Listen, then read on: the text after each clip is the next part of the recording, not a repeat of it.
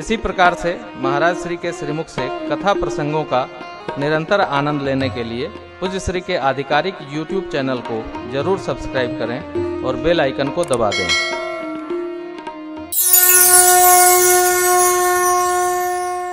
तुलसी मैया के वृंद को, समूह को देख करके प्रणाम करना, गौ माता को प्रणाम करना, पीपल, अस्वस्थ वृक्ष, बरगद, आम, जामुन, केला, पाकरी, श्रीफल भगवान शिव को जो चढ़ता है, इन वृक्षों में भगवत भाव रखते हुए इनको प्रणाम करना, ये पुण्य बढ़ाने की विधि है। दिव्य नदियों को प्रणाम करना, सरोवर को प्रणाम करना, अर्थात उसमें वरुण देवता हैं, जल को प्रणाम करना, गौ गोठ को प्रणाम करना, बालक समेत, बालिका समेत घड़ा लेकर निकलती हुई नारी बहुरानी को प्रणाम करना, अर्थात जहां पर सत्कर्म उत्प्रेरक बनकर के उपस्थित हो उन स्थलों को, अर्चा विग्रह को प्रणाम करना, देव स्थलों को प्रणाम करना, तीर्थों की परिक्रमा करना, ये पुण्य बढ़ाने का तरीका है। देखिए, दान अलग पक्ष है, पुण्य अलग पक्ष है। कई लोग दान को ही पुण्य मान रखे हैं। यदि दान एक ही, पुण्य एक ही है, तो फिर दान पुण्य दो शब्द क्यों आया? कुछ वस्तु देना ये दान है, और बिना कुछ लगे केवल वंदन करना ये पुण्य। पुण्य में कुछ लगता नहीं। पुण्य में हरन फिटकरी रंग चोखा। इसलिए हमारे साथ शुद्ध मन, पुण्य, और तीसरा है हमारा धर्माचरण। हमारे सुपुत्र तारकेश्वर जी ने एक बड़ा सुंदर महाभारत का श्लोक दिया है, मैं आपको सुनाता हूं। देखिए, बड़ा सुंदर श्लोक है महाभारत जी का। शतेषु जायते शूरः सहस्रेषु च पंडितः वक्ता दशसहस्रेश दाता भवति वानवा। हमारे सनातन संस्कृति में भारत की निवास प्रकृति का यह वैशिष्ट भाव है, इस धरती पर 100 लोगों में कोई एक शूरवीर जन्म लेता है। 100 लोगों में एक शूरवीर जन्म लेता है। 1000 लोगों में कोई एक पंडित अर्थात विद्वान जन्म लेता है। 10,000 लोगों में पांडित्य के साथ दिव्य वाणी में भगवत चर्चा सबको शीतलता प्रदान करे, इस वाणी का कोई वक्ता जन्म लेता है। और करोड़ लोगों में कोई बिरला ही दान करने वाला जीव जन्म लेता है। बड़ा कठिन है। आप किससे कह भर दो, थोड़ा कुछ दान वान करिए ना। हमने एक नया सिद्धांत बनाया है। कई लोग ऐसे जिनका केवल लेना बैंक में खाता है, देना बैंक में खाता ही नहीं। और यह जान करके कि भाई जो देंगे वही हमको प्राप्त होना है। किसको दें? जिसको नहीं देना होता है वो पहले पूछता है, महाराज जी किसको दें? अरे किसी को ना दो, प्रेमभूषण जी को दो, दूसरे को क्यों देना? आप क्या करेंगे? अब तो आपको जगह नहीं पता, हमको जगह पता है कि कहां कहां देना है। नहीं देने वाला पूछता है, महाराज किसको दें? अरे कहीं गौशाला है, गौशाले में दे आओ। विद्यालय में विद्यार्थी पढ़ते हैं, विद्यालय को दे आओ। अस्पताल में पर्ची बना करके लोग घूम रहे हैं कि हमारे पास पैसा नहीं है, दवाई लेना है, अस्पताल को दे आओ, वहां वहां दीजिए। अरे किसी कन्या के विवाह के लिए पिता माता परेशान है कि हमारे पास कोई धन होता तो हम सुंदर सी अपनी बिटिया का ब्याह करते, उनके घर में दे आओ। देने वाले के लिए स्थान भाव नहीं है। नहीं देने वाले के लिए किसको दें आप? किसको दें? एक कंजूस सेठ जी थे, कंजूस, अतिशय कंजूस थे। एकादशी व्रत रहे पत्नी जी के कहने पर। अब एकादशी के व्रत में द्वादशी को पारण न करो तो उस व्रत का लाभ नहीं मिलता है। पारण भी मुहूर्त के अंतर्गत करना होता है। सेठ जी की अर्धांगिनी ने कहा कि देखिए कल द्वादशी का पारण है और ब्राह्मण देवताओं को बिना कुछ दिए तो कर नहीं सकते। तो बोले ठीक, मैं ढूंढ के ले आता हूँ। अब ढूंढते ढूंढते सेठ जी तलाश लिए, कोई पंडित जी रुपया स्पर्श नहीं करते थे, उनको ढूंढ लाए। छूते ही नहीं थे। तो अब भोजन के पहले महाराज जी को ले आए, बुला के बड़े आदर से उनका पूजन वूजन किए और कहे महाराज ये जो आप संकल्प करवाए ये क्या करूं? बोले जानते नहीं हो कि मैं पैसा नहीं छूता हूं, तो मैं क्या करूं? धोती में बांध दो।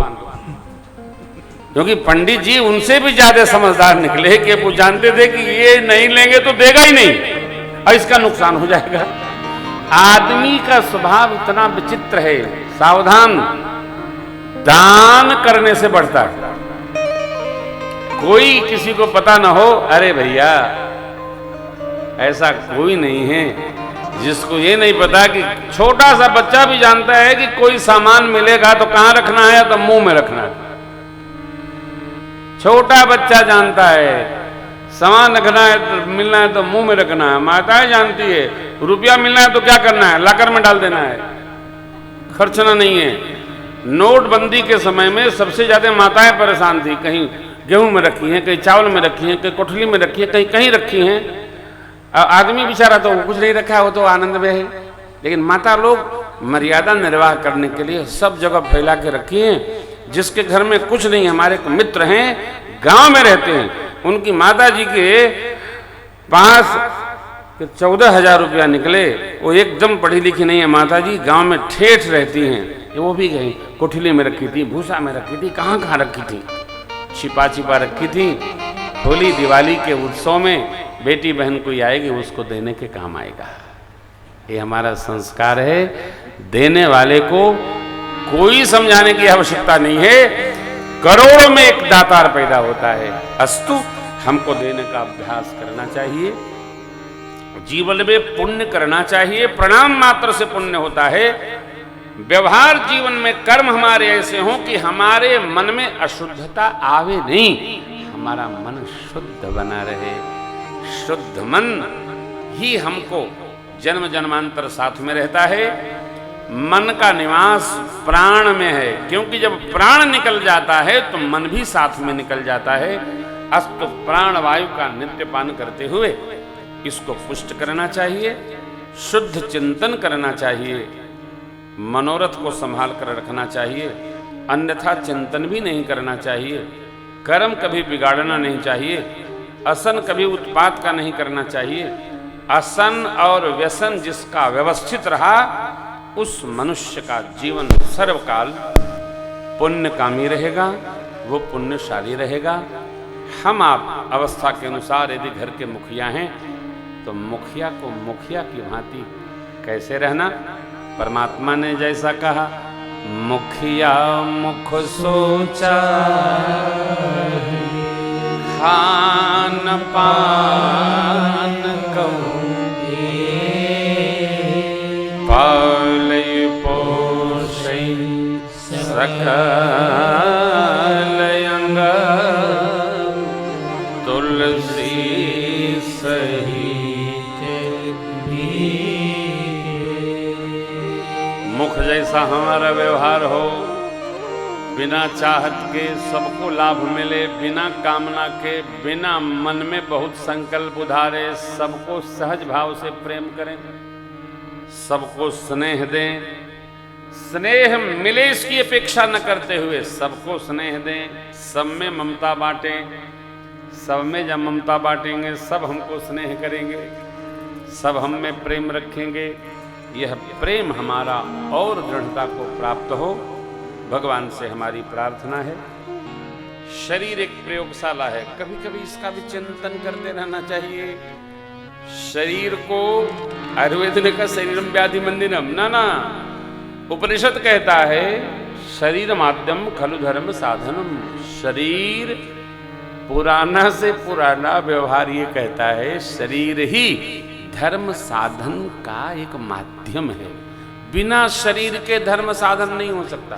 परमात्मा फिरत सदा माया कर प्रेरा, काल कर्म स्वभाव गुण घेरा, तब कब हुक करी करुणा नर दे, देत ईश बिनु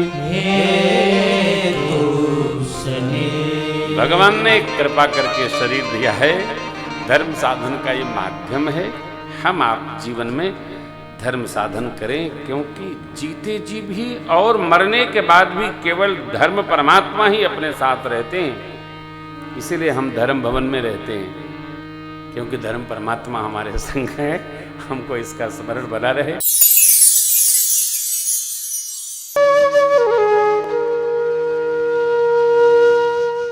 इसी तरह सुनते रहिए, चैनल को सब्सक्राइब करिए, बेल आइकन को दबा दीजिए और पुण्य अर्जन के लिए अपनों में शेयर करिए।